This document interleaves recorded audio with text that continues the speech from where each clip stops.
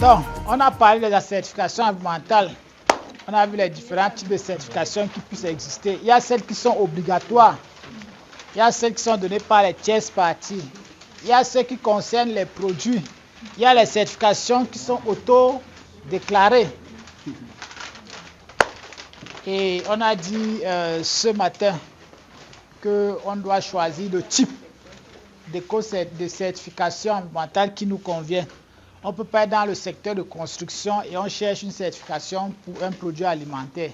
Ça ne fait pas de sens. Donc on doit choisir ce qui cadre avec nous et on doit faire un rapport entre la qualité et le prix et prendre une décision éclairée, savoir vraiment dans quoi on s'engage et qu'en faisant ça, on a vraiment un avantage comparatif.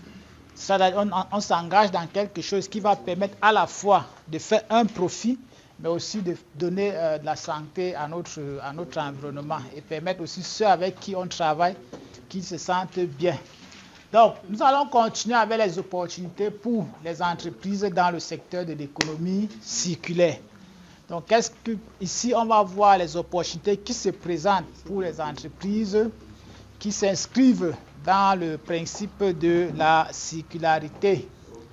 Et comment est-ce qu'une entreprise peut bénéficier, entrer dans ce secteur-là et bénéficier des différentes opportunités qui se présentent.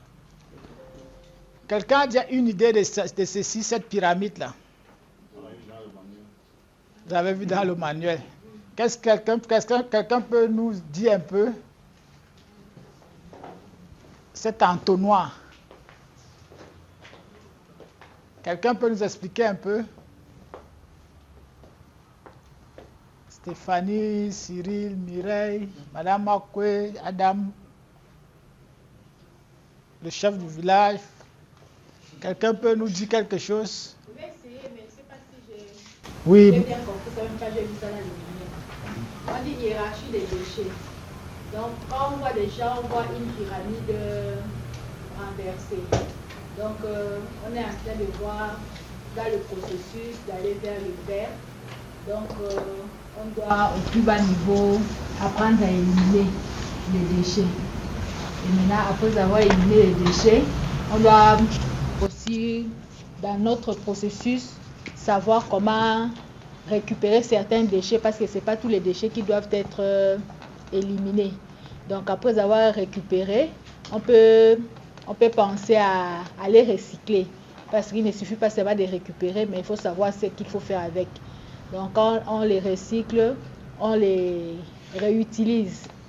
Alors, dans la réutilisation, ça réduit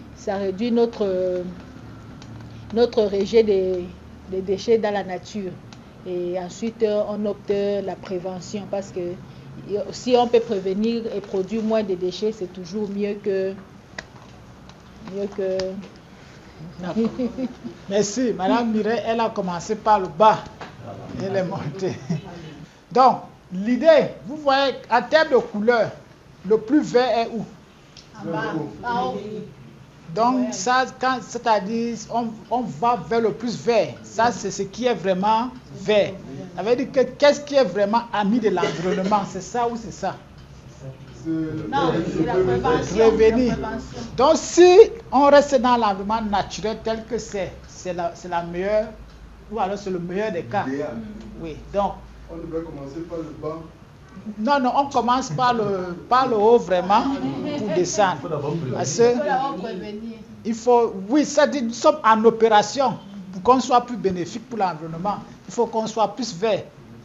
Ne vois pas l'image où on a dit que nous sommes en train d'aller vers un voyage. Ça, c'est quand nous sommes dans un système où c'est défaillant et il faut améliorer. Mais on s'est dit que nous sommes dans un système où on veut limiter l'impact sur l'environnement, donc c'est ici. Prévenir. On s'est dit que nous sommes peut-être un bureau de consultants et on a notre bureau là avec des cloisons. Et dans le bureau, nous sommes 7, chacun a sa table et tout. Et chaque jour, on a besoin de l'eau. Et on a le choix, on a notre logisticien d'acheter Il peut acheter les palettes d'eau et mettre dans le bureau de chacun. C'est possible, non? Oui, mais comme on s'est dit que nous sommes une entreprise, nous sommes des consultants, on travaille dans le secteur de l'environnement, on ne veut pas qu'on ait trop de bouteilles comme ça. Donc on prévient, on ne veut pas ceci. On a la possibilité d'aller acheter, mais on décide librement qu'on va acheter une station de production d'eau et on va acheter des bonbonnes, on met à l'intérieur. Ou peut-être par semaine, on va utiliser 2 bonbonnes pour tout le monde. Et là, maintenant, chacun a son verre dans son bureau. Quand tu veux boire de l'eau, tu vas à la salle commune, tu te sers de l'eau, tu reviens. Et ça fait que dans notre bureau, on ne voit jamais. Qu'est-ce qu'on a fait? On a fait la prévention. C'est un peu différent de ce que tu as dit là. Et la réduction, c'est là où je disais que tu es un peu mélangé. Donc prévenir, c'est vraiment, on s'abstient de faire la chose. Une entreprise peut décider d'acheter, pour limiter peut-être ses bouteilles, d'acheter, disons, c'est chimique, dans des contenants de plus de 1000 litres. Ça vient en cubiténé, que d'acheter dans des bidons. Ça fait qu'il limite. Au lieu d'avoir, pour faire 1000 bidons de 20 litres, c'est combien? C'est 50. Que d'avoir 50 bidons, il préfère avoir un seul cubiténé. Ça fait que ça réduit aussi son impact sur l'environnement. Donc il prévient en prenant des décisions. Et c'est à un niveau décisionnel que ça se fait.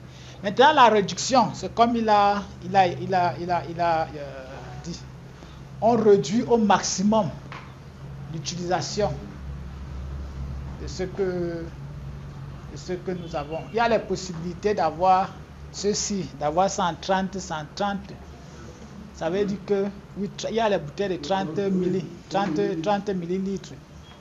C'est 300 millilitres, 300 millilitres, 30 centilitres. Donc ça veut dire que si c'est comme ça, chacun doit avoir peut-être 4 par jour. Parce que c'est au moins 1 litre, c'est beaucoup. On se dit maintenant que non, pour réduire ça, on va acheter plutôt les bouteilles de 1,5. Vous voyez, au lieu d'avoir des petits, on a plutôt et tout. Ça, c'est un principe de réduction. Ok. Et l'autre principe, c'est la réutilisation. C'est vraiment de pouvoir réutiliser. C'est-à-dire, on peut utiliser ça, peut-être pas pour la même chose. On a vu le cas de la boulangerie, non? Les sacs de farine qu'ils achetaient, ils n'utilisaient pas peut-être pour emballer la farine, mais maintenant pour livrer les pains, pour les grossistes. Ça, c'est la réutilisation. Il y a le recyclage. Le recyclage, c'est vraiment de prendre un déchet et le transformer sous une autre forme. Et après vient la récupération. La récupération, c'est beaucoup plus dans le cadre énergétique. C'est-à-dire on récupère quelque chose pour transformer cela en énergie. Ça s'applique beaucoup plus là-bas. Et quand on ne peut plus, c'est-à-dire on a fait ce qu'on pouvait, on ne peut vraiment pas. On envoie à la poubelle. La fameuse serpillère. La fameuse. Qui a entendu parler déjà des 3 R? 3 R. Les 3 R, c'est souvent où? C'est où? Réutiliser, recycler, récupérer. Non, il n'y a pas réutiliser, recycler, non, il y a réduit. Non, il n'y a pas réduit. C'est réutiliser, recycler et récupérer. Donc ici? Oui. Ce n'est pas ici. Non, il n'y a pas réduit. Soit on prévient, soit on laisse. Sauf s'il faut être. Oui, soit on prévient pour réduire. Ben, lorsqu'on n'a pas pu, on vient directement réutiliser. Oui. Je reste dans le cadre C'est dans le cadre de notre. Oui, parce que moi-même, je sais que c'est ça. Voilà, c'est réduire, réutiliser, recycler. Voilà. Ici, récupérer s'applique beaucoup plus au terme énergétique. Tout à fait. C'est une forme de recyclage, mais spécifique à l'énergie, la récupération énergétique. Mais quand on parle des 3 R, c'est ça. Oui, réduire, réutiliser et recycler. C'est les 3 R. Ça va maintenant. C'est là où les politiques se basent beaucoup plus. Alors qu'on peut commencer. C'est vrai que si on fait ici, qu'est-ce qu'on fait? On va éliminer certaines entreprises. C'est ça, non? C'est ça. Oui. Ça, ce sont des choix qui peuvent se faire au niveau interne. Je peux décider par exemple dans ma maison, bon ça c'est question alimentaire, qu'on ne mange pas le cube, on ne prépare pas le cube magique. Ça c'est un choix que nous faisons à la maison. Je ne peux pas aller publiquement le dire. Oui, celui qui estime que ça l'arrange, mais quand tu viens chez moi, on ne va pas préparer avec ça. C'est bon? Oui, Stéphanie. C'est bon? C'est bon, tu m'as dit. D'accord.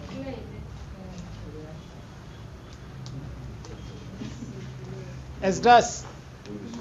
Les modèles économiques circulaires, voilà, l'extraction et l'utilisation des ressources naturelles ainsi que la production des déchets. Ils représentent des activités clés nécessaires à la transition vers l'économie verte. Voilà. Et là, c'est comment? La production.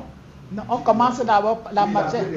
Qui entre des matières, oui. La production, l'utilisation, les déchets qui rentrent encore comme matière première. C'est là où on...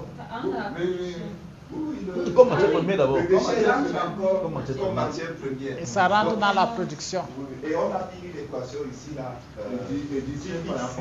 Le déchet de X égale la matière première de Y. D'accord. Donc les modèles économiques réduisent l'extraction et l'utilisation des matières premières. C'est vraiment le développement durable.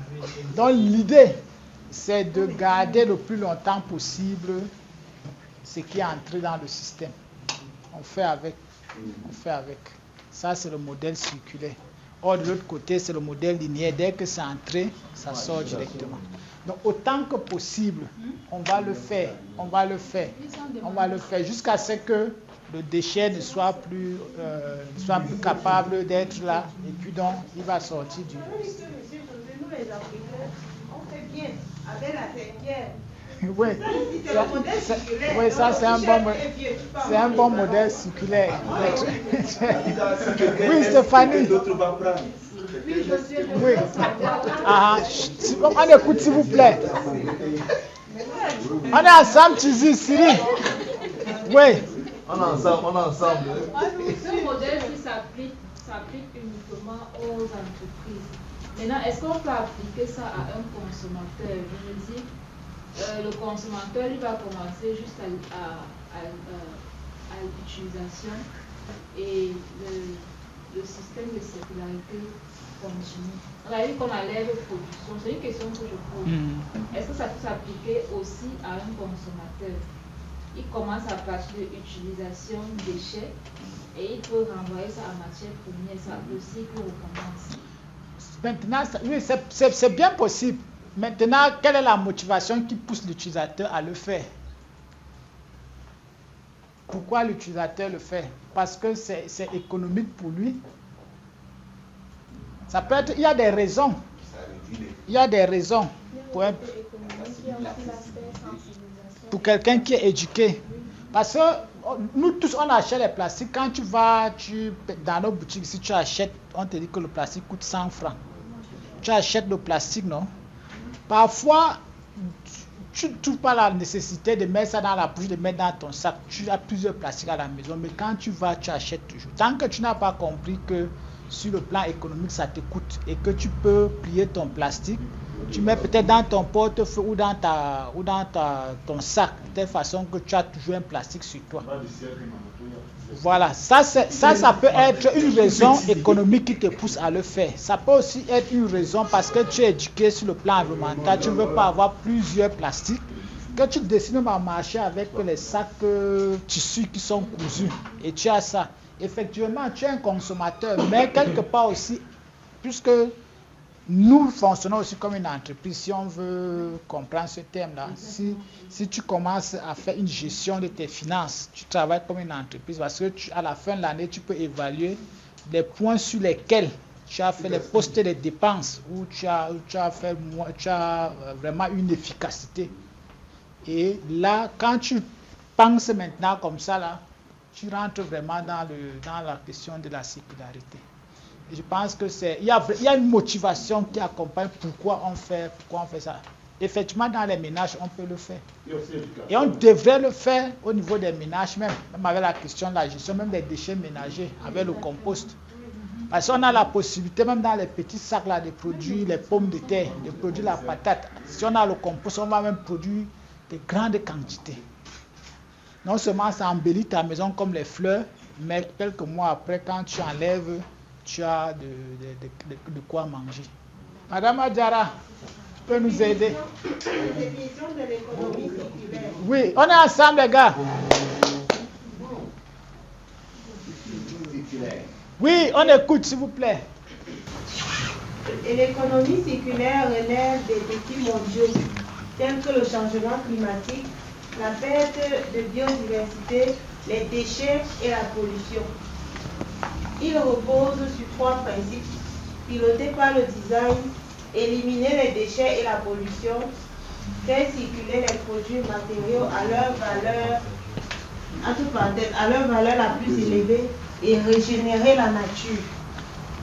Elle s'appuie sur une transition vers les énergies et les matériaux renouvelables. Voilà. Donc ça c'est clair. Ça fait du sens, Marius. Question. Il y a des points. J'ai quand même un petit peu. Oui, Estras. Au niveau des principes. Parce que le but même de l'économie circulaire, c'est d'abord de réduire la production de déchets.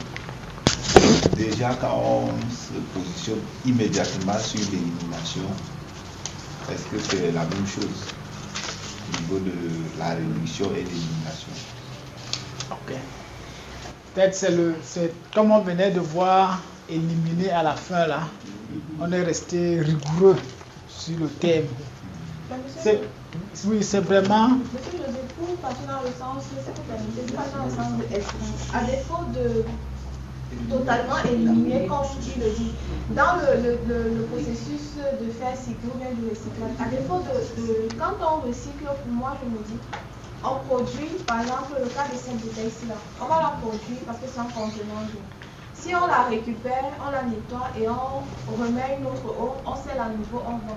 Certes, on n'a pas éliminé, mais le fait de ne plus produire d'autres contenants nous empêche de polluer, ça contribue à la sûreté de l'environnement et c'est aussi une façon d'éliminer comme dans le sens qu'on pourrait l'entendre.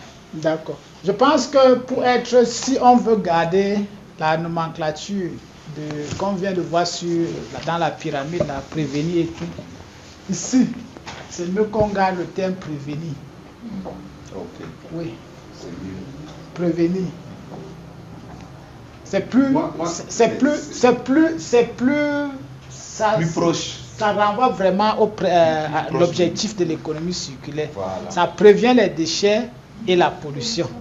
Parce que ici on a dit que l'éliminer c'est lorsque on n'a plus, c'est le dernier ressort.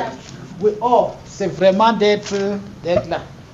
C'est ce que je voudrais apporter comme clarification. Bien, peut-être qu'on conclut ce module, voilà cette session. Les défis liés à l'adoption du modèle économique circulaire. On a dit premièrement que les coûts initiaux, on parle des coûts initiaux. Donc la transition vers les modèles circulaires peut nécessiter des investissements initiaux importants dans la technologie, les infrastructures et la formation de la main-d'œuvre. On a fait allusion à ça. Question de la technologie, la main-d'œuvre, les infrastructures, les équipements. Les chaînes d'approvisionnement sont complexes. L'approvisionnement en matière première. Les modèles circulaires peuvent nécessiter des systèmes pour gérer la mise en œuvre ou le recyclage des produits, ce qui peut être coûteux et difficile sur le plan logistique. Et quand on veut s'engager dans le traitement des déchets, la logistique, c'est un gros problème. Donc, voilà ce qu'on pouvait dire.